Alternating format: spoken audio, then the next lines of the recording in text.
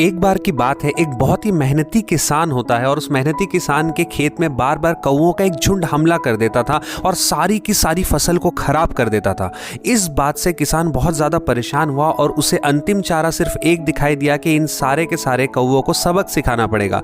तो उसने एक बहुत बड़ा सा जाल बिछाया, जाल के ऊपर उसने गेहूं के दाने बहुत सारे डाल दिए और जैसे ही कौओं का झुंड आया और उन्होंने ये दाने खाने की कोशिश की, जाल तुरंत बंद हो गया, सारे कौवे फंस गए। इतने में किसान खुश हो गया और उसने सोचा कि आज तो इन सारे कौवों को सबक सिखाऊंगा और उसने बहुत सारे जंगली कुत्ते पाल रखे थे ताकि वो इन सारे कौवों को तुरंत खत्म कर सके।